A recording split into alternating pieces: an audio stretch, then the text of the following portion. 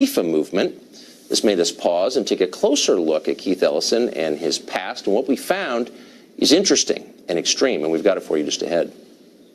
But first tonight, it is full-scale war between President Trump and a man who just months ago was seen as one of his closest allies and advisors, indeed his chief strategist. Yesterday, Trump said that Steve Bannon had, quote, lost his mind after being canned from the White House back in August. Now the president is issuing legal threats against Bannon. Bannon got a letter from Trump's legal team on Wednesday threatening a lawsuit for alleged violations of a confidentiality agreement he apparently signed.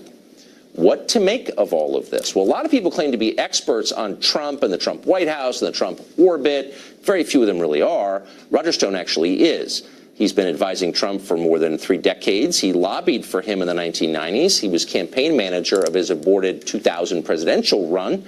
Stone was one of the people who strongly urged the president to run for office this time, and he served on the campaign during its critical early months. Trump has fired Stone more than once, maybe a bunch of times, called him a stone-cold loser, but their relationship has always recovered. If anyone can truly claim to understand the president, I think it would be Roger Stone. So he joins us tonight to explain. Roger, thanks for coming on. Thank you, Tucker.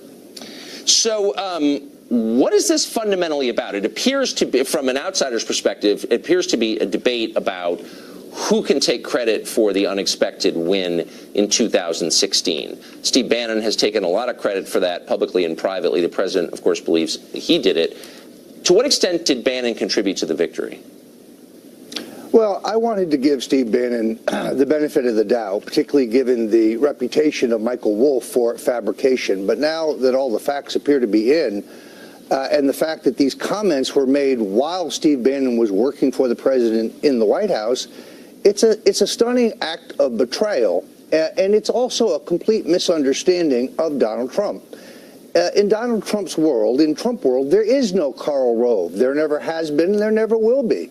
Donald Trump is very much his own man. He is his own strategist. He is his own phrase maker. He is his own speechwriter. Sometimes he's his own press secretary. He may be the greatest single salesman in American history.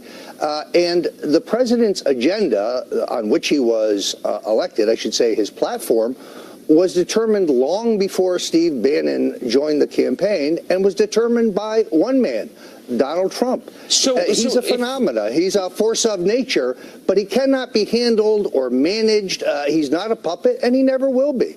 So Bannon argues that he put Trump's impulses within a framework that allowed him to win.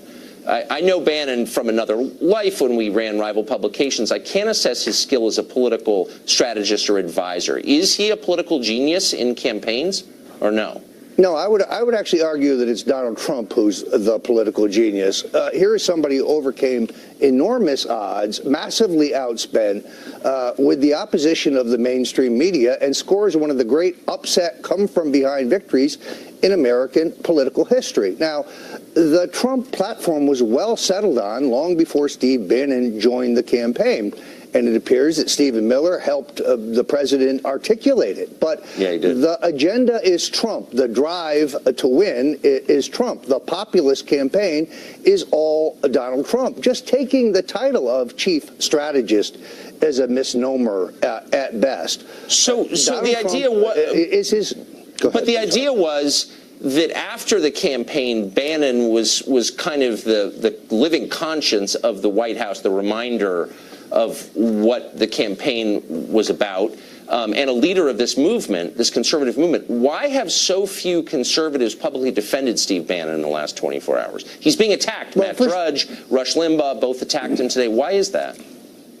Well, first of all, the movement is bigger than any one person. I asked 6 people on the way into the Fox studio here who Steve Bannon is, and none of them knew. Every single one of them knew who Donald Trump was, and every one of them knew about his efforts to make America great again.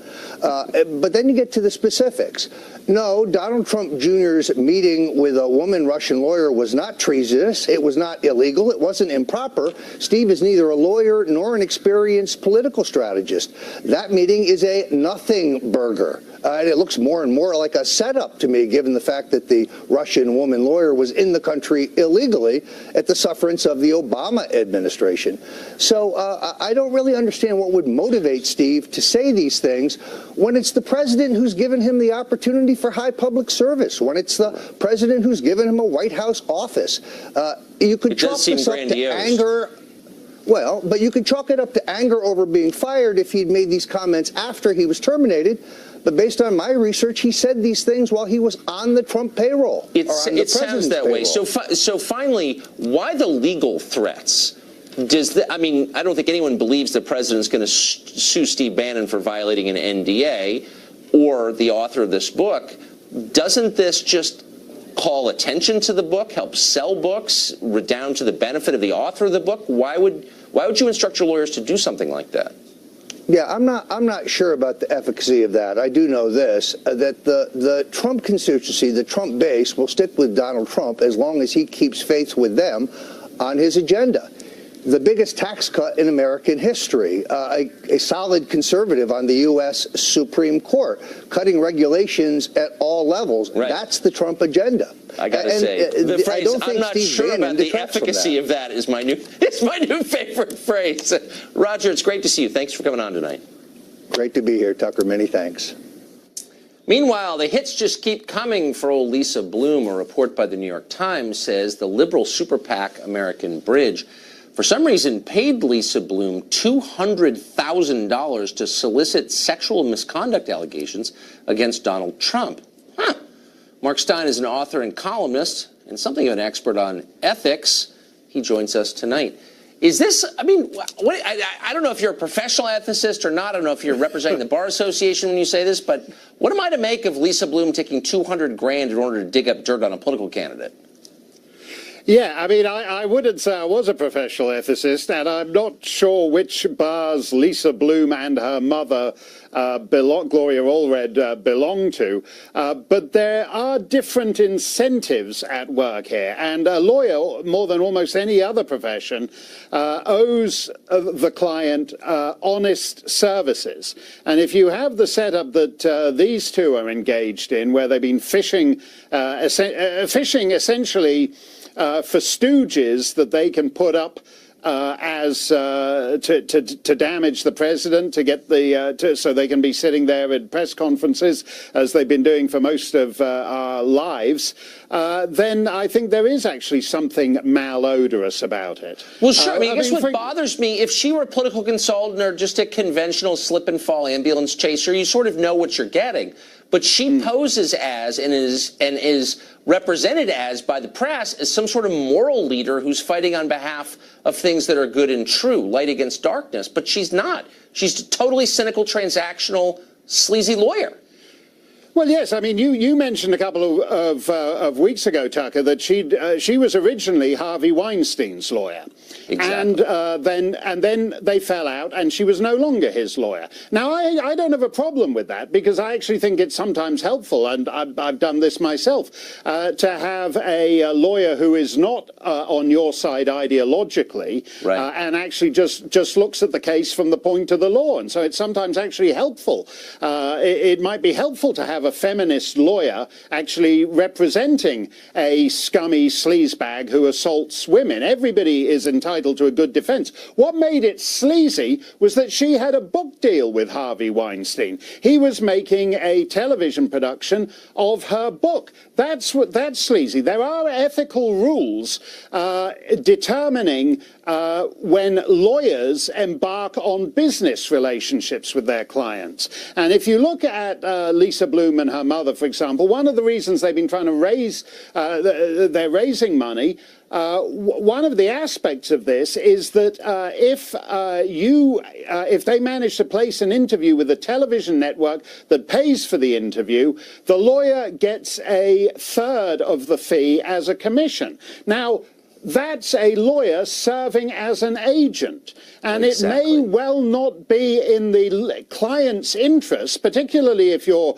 just some ordinary woman who happens to have been sexually assaulted by a powerful man. It may not actually be in your interest to be going on television, becoming a famous person, when in the end Lisa Bloom goes on to the next client and you're living with the consequences of having become a briefly famous person but still with no money or celebrity or enduring fame to show for it. That's not in the client's interest. Right, so she's just a parasite like so many lawyers. Yeah. Can we agree, though, in the end, that I don't have to take any more moral lectures from Lisa Bloom?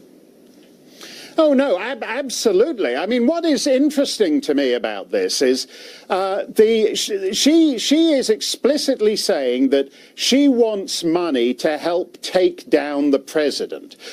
So you're not giving to a PAC, you're not giving to a cause, you're basically enriching Lisa Bloom to advance her political objectives. And as I said, the particular women in this issue, in this case, are just essentially just ventriloquist puppets. She sticks the hand up the back of the dress and makes them say what they say. And as I said a couple of minutes ago, for as long as I can remember, I've switched on the TV and Lisa Bloom or her mother has been sitting there next to a woman to whom something bad has happened, and you never hear from the woman again, and Lisa Bloom and Gloria Allred go on to riches and riches and riches. The only woman Lisa Bloom is helping is Lisa Bloom. Huh, funny. Mark Stein, great to see you.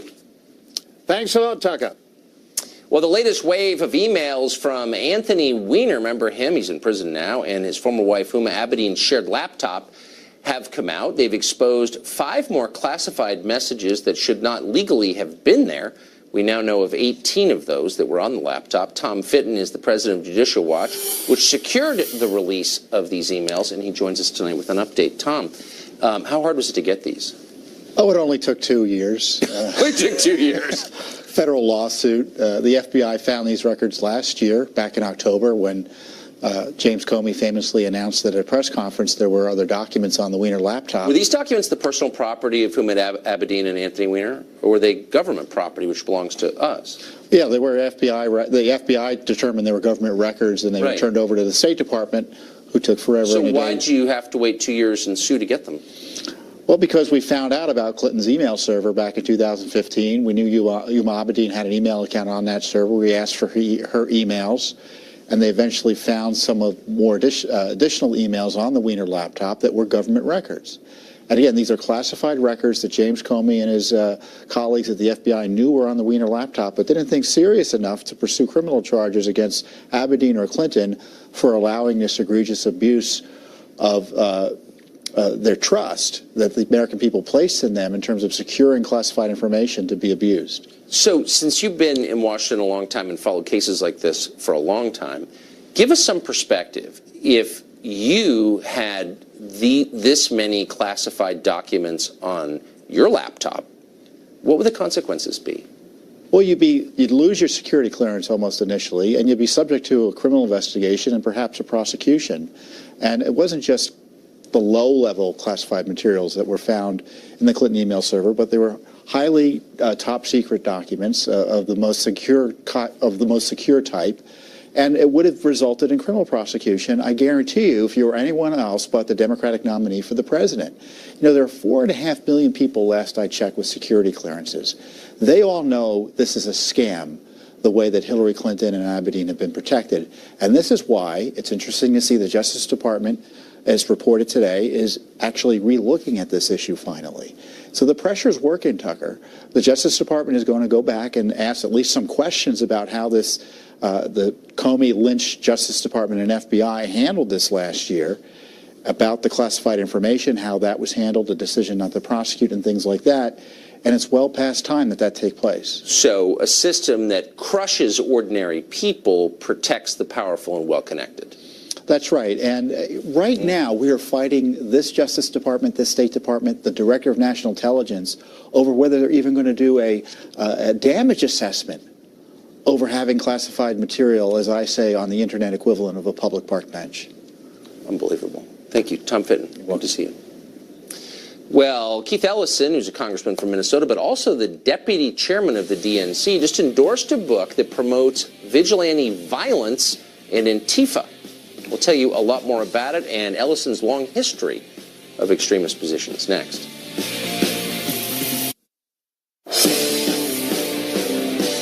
Congressman Keith Ellison of Minnesota isn't some obscure C-list Democrat. He is deputy chair of the Democratic National Committee.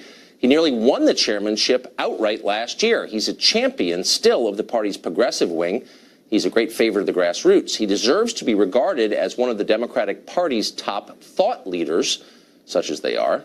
Yesterday, Ellison tweeted this, quote, "At Moon Palace Books, and I just found the book that will strike fear in the heart of Donald Trump." Now, the book Ellison was talking about is called Antifa, the Anti-Fascist Handbook. Why would that book strike fear into the heart of the President of the United States? Well, maybe because that book advocates for political violence against people like Donald Trump and his supporters. The author is a man named Mark Bray, and he writes that violence is, quote, "a small though vital sliver of anti-fascist activity." Elsewhere in the text, he approvingly quotes an Antifa activist who says this of his political opponents, quote, "You fight them with fists so you don't have to fight them with knives. You fight them with knives so you don't have to fight them with guns. You fight them with guns so you don't have to fight them with tanks." Well, it's about as explicit a justification for political violence as there is. Bray also in the book, by the way, attacks freedom of speech. He endorses the tactic of silencing those he disagrees with. Now, of course, Bray claims to fight fascism, but he is himself a fascist. Keith Ellison believes Bray's work is admirable. He said so. Now, if you're shocked by this, you haven't followed Ellison's career for very long. He has a long history of saying repugnant things and backing extremist causes. Back in 1989, Ellison wrote that the Constitution existed only for white people. He referred to it as, quote, "their Constitution," calling it, quote, "the best evidence of a white racist conspiracy to subjugate other peoples." That's the Constitution of the United States. Ellison has spoken favorably, meanwhile, of cop killer Assata Shakur. He said he was, quote, "praying that Fidel Castro's communist regime in Cuba would not be forced to extradite her back to the United States." As a law student at the University of Minnesota, Ellison wrote a column calling for the creation of a separate black ethno-state. This is the man who is now second in command of the entire Democratic Party. Now, that ought to bother Republicans and independents. It should terrify Democrats. Most voters don't support cop killing, racial separatism, political violence, abolishing freedom of speech, and they tend to flee from politicians and parties that do support those things. Democrats at this point assume they're going to make major gains in this year's midterm elections purely on the strength of the president's low poll numbers. So at this point, they're happy to ignore haters like Keith Ellison. Ellison opposes Trump, and that's enough for now. But what would happen if Democrats actually did win and got power back in November? Suddenly, Ellison's views would matter a lot. He and people like him would have real control over your life. Are you ready for that? Keith Ellison's personal radicalism fits into another really troubling trend on the left that has massive implications for the country and for you. Last time we talked to journalist Chadwick Moore about how on the left, in the name of fighting racism, it is now common to attack people on the basis of their race. If you want to see racism everywhere, if you're brainwashed to see racism everywhere, or homophobia everywhere, or whatever, then you will. That's the world you will live in. You know, I was having a conversation with a woman not too long ago about this, a young upper middle class black woman, and she was talking about how badly she, gets treated on the street here in New York. And I said to her, "What if you lived for one day as a white woman and you were treated the exact same way?" Monique Presley is a lawyer and a Democratic commentator, and she joins us now. Monique, great to see you. Good to see you. Totally opposed to, I think, I'm 48, I grew up in a country where you had to be, and most people I knew were totally opposed to attacking other people on the basis of their race because you can't control your race, right? You're not responsible for it. You're saying you grew up in a country where most people... That's where I grew up. That everyone said that at school. Most people I knew said they believed that. Maybe they didn't, but you kind of had to say that, and I believed it. I still believe it. Mm-hmm. Now I live in a world where the left still says that, and yet they do it and somehow exempt themselves from the normal rules. So you're racist, but when I attack you on the basis of your race, I'm not racist, I'm virtuous. How does that work? That seems insane to me. I don't know how we end up in this kind of warped world where I end up doing the history lesson of history I know you know.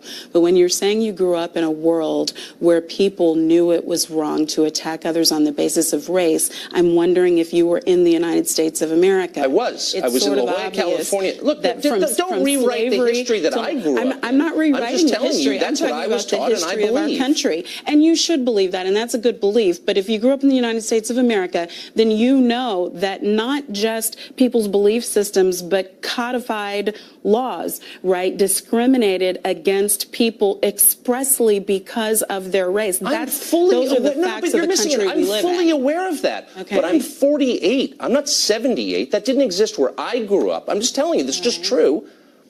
But the point is, I believed it. I still believe it. Why don't you believe it? But we're just a year apart. And if you're saying because you're 48, not 78, are you saying that segregation, which really didn't formally end until we were already born? It's wrong to attack people on the basis of the race. That's all I'm saying. It absolutely is. Okay, then why does the left do it? And so if people of color have been attacked because of their race, not for decades, but for generations, I agree. Then it's really reasonable to expect that they would take issue with that and with those who have done it for generations. And I think that is them on the basis of their race? Now, I'm missing this. There should never be physical attacks of anyone, and there shouldn't be emotional or verbal attacks of anyone.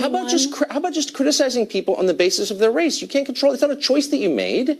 You shouldn't ever hold someone's race against him, because it's not his fault. That's the whole point. That's why racism is wrong, right? That is exactly why racism is wrong. So why is the left doing that now? And I don't know, when you say the left, I wonder who those people are. I don't know. Every time I pull up BuzzFeed or Huffington Post or any lefty site, there's some piece about white people are a scourge on America. They're bad. It's like, I'm not defending white people. All I'm saying is you shouldn't write off any group of people on the basis of their race. I thought that was the definition of racism, and now it's very common. And I, frankly, haven't read any articles that say white people are this or white people are that just on the basis of their race. If you are white and you are also a bigot, if you are white and you are also a racist, then I've read many things that discuss a lack of understanding in this country. You haven't heard anybody say in the last 10 years, too many white guys.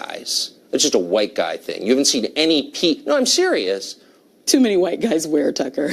Anywhere. You haven't seen anyone really? So my question to you is, are you living in this country? And that really wouldn't make sense for the past 10 years since the numbers of white males are decreasing in our country and the numbers of Latinos, African Americans, et cetera, are increasing. So I guess I have heard people talking about that balance and how that can be scary for those who are used to being in power. Don't patronize me. I'm merely making a point that can we agree that it's always wrong, always, no matter who's doing it to whom, to dismiss people, attack them, judge them on the basis of immutable characteristics, racial characteristics, that they can't control, period. Yes. Amen. Absolutely. So then those racial characteristics really are just skin. Remember, race is a construct. It's a legal and social construct in the United States. Then that's kind of the case I'm making, that we agree. Origin are different Then altogether. Why would you ever give preference in hiring or college admissions to someone solely on the basis of something he couldn't control? Isn't that the definition of racism? Because of what we just finished talking about. But you just agreed it was wrong. So why do you support it? I said it was wrong to attack on the basis of race.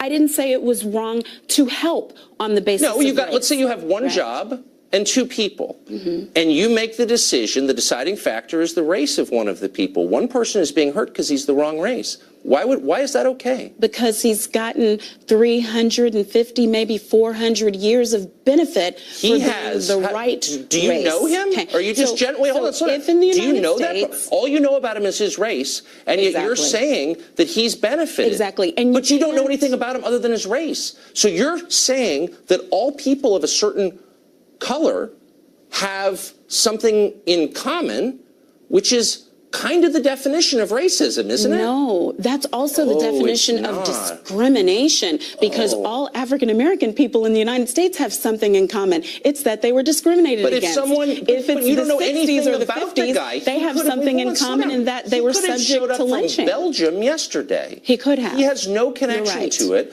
but you think it's okay to deny him something because of his color. I think that the system itself, in order to fix what is the one original sin of this we country, need more racism has to fix correct racism. itself. I don't consider that racism it's not at racism. all. When you do it, it's not racism. If I am in power as an African American woman and I insist upon you walking around with one hand tied behind your back, but I want you to plow a field, I'm not. then I'm talking about the guy from. Wait a second. I'm talking about the guy from Belgium who didn't do anything, who's not connected in any way. Can we go to my analogy at least to the finish of it? He suffers. An individual suffers. Yes. But you don't consider that racism because why? No, it's not. Because the numbers of people in this country who have been disproportionately discriminated against for hundreds of years are such that there has to be a correction for it. So some people has have to be to a course suffer on correction. the basis of their race. And in this country, those people have been African Americans and other people So the of guy colors who's done nothing for wrong generations. must suffer because other people who looked like him did something Yes, wrong. because I, as an You call African this American justice? woman,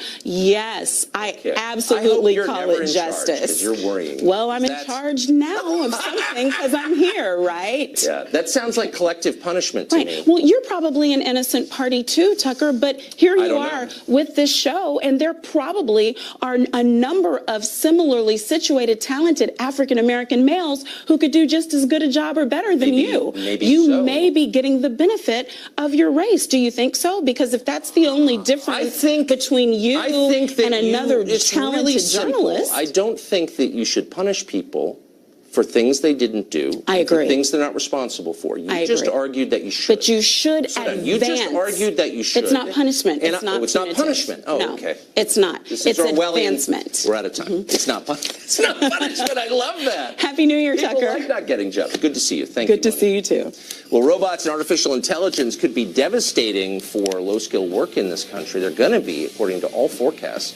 And yet economic elites continue to demand more low-skilled workers come into the country. Why are they doing that? We'll discuss it next. Well, technology and automation are rendering low-skilled jobs obsolete at a frightening pace. We've been talking about this for a couple of years, but it seems to be picking up momentum in a kind of scary way. A November report by McKinsey Global Institute estimated that self-driving cars, robots, and artificial intelligence could eliminate up to 73 million jobs in this country by 2030, which is not that far from now. Despite this, the bulk of America's political and economic elite are continuing to demand, for some reason, more low-skilled immigration into the U.S. 1.8 million immigrants entered this country last year, 2016. Actually, that was the biggest figure in American history. Most of them were low-skilled workers. Why is that? Javier Palomar is CEO of the U.S. Hispanic Chamber of Commerce, and he joins us tonight. Javier, thanks for coming on. How are you, Tucker? Thanks for having me. I took a friend to the doctor yesterday. The surgeon and the head nurse were both immigrants. They were both superior, impressive, and great people, and they did a great job. And it was a reminder that a lot of immigrants are great, but they're not all the same. And you got to kind of wonder at a time when the jobs that immigrants have traditionally done are going away at a really rapid clip, why are we not adjusting our immigration policy accordingly? Well, you know, I think we shouldn't conflate two separate things here. There's immigration policy, which obviously needs to get looked at and needs to be fixed. But let's look at the facts. Right now, we are at about a 4% unemployment rate. That's near perfection. What that tells us is that, in fact, there aren't a bunch of people walking around without a job. And what we're hearing from our clients, from the technology sector, are you being serious? Absolutely, from the technology sector, to manufacturing, to skilled labor, to agriculture, every one of our clients have more jobs than they have people to fill those jobs. But the trend is really clear.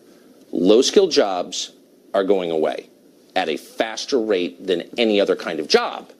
So why wouldn't we say, stop, we want talented immigrants, but we want people who can fill the jobs, not just of the distant future, but like of the next decade.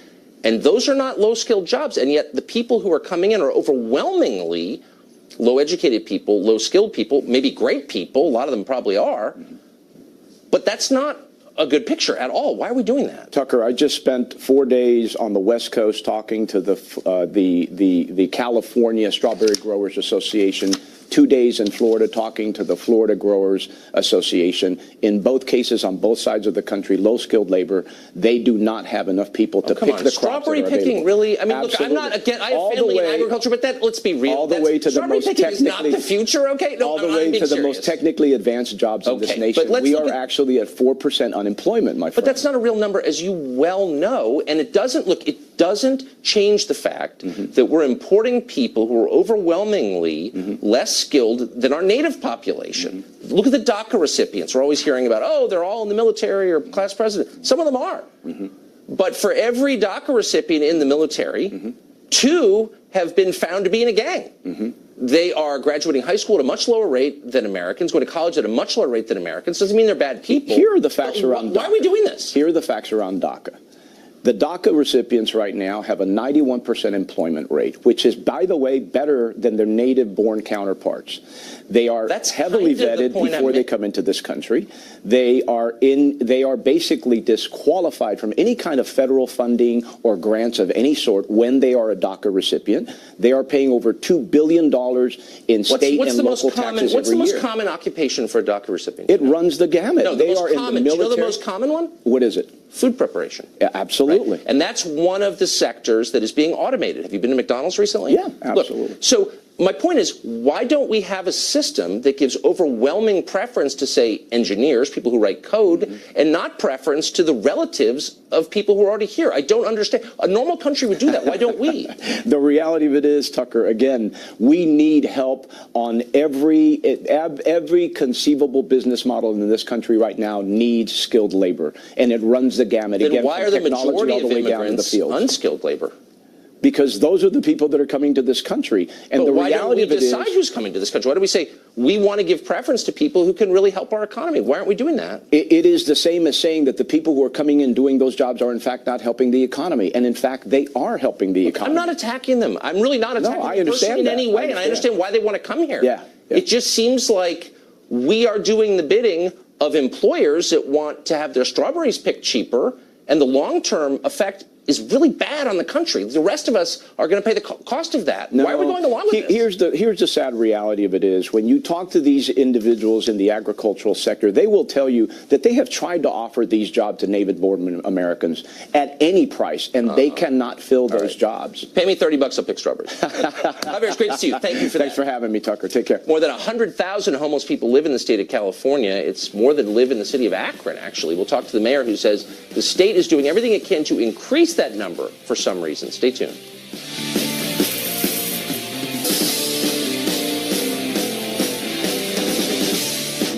Homelessness is exploding in the state of California, particularly in the cities, and if you've been there recently, you know what we're talking about. According to HUD here in Washington, 114,000 homeless people reside in that state. That's a quarter of the national total.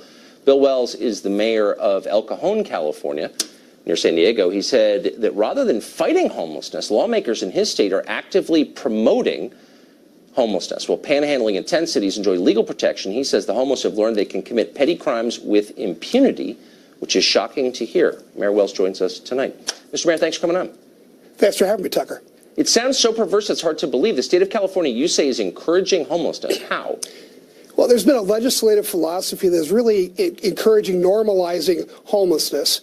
And we've seen several laws that have come by. AB 109 reclassified 70 crimes from serious to non-serious. And the result of that was about 8,000 people were released from the prisons, and 1,000 of those people ended up on the streets.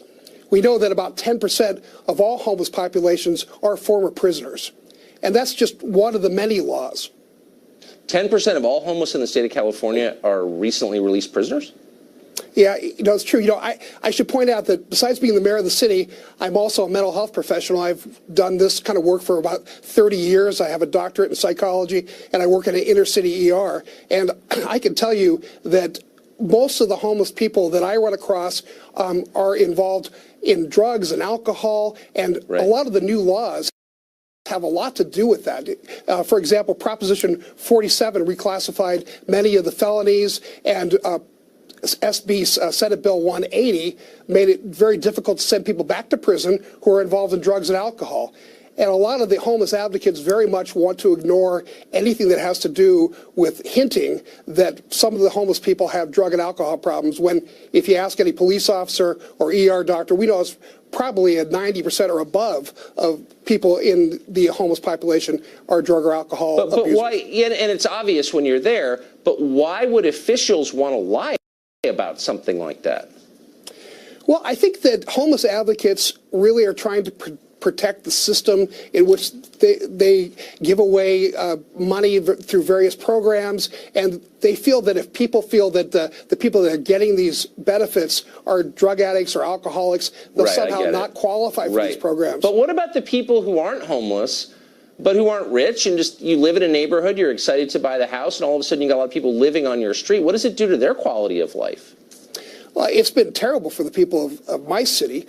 We've seen about a 35% increase in homelessness in El Cajon, but in the beach cities, I know you're from the beach area, we've seen over 100% increase in homelessness in many of the beach cities. And this has a lot to do with methamphetamines and the increase in drug production that comes from Mexico. And so it's terrible for the quality of life. Meanwhile, cities in California are cutting down racist trees because that's the real problem. Mayor Wells, I'm sorry to hear what's happened to your city, and Godspeed fighting back against it. Thank you for joining us tonight. Thank you very much. Well, it's time for the final exam, as 8-time champion Shannon Bream finally met her match. We may have a ringer for her tonight. Stay tuned. It's coming up.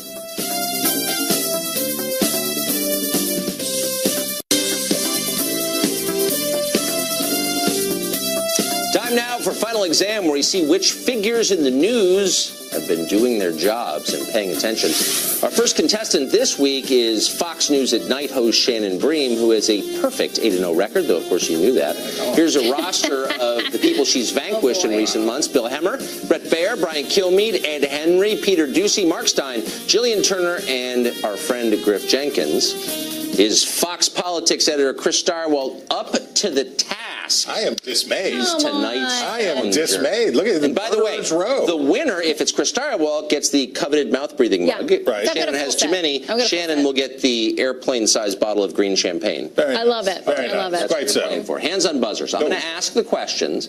The first contestant to buzz in gets to answer. You must wait till I finish asking the question in order to do that. Each correct answer is worth 1 point. You get it wrong, you lose a point. Best of 5 wins. Are you ready? Sir. Outstanding. Question 1. This is easy.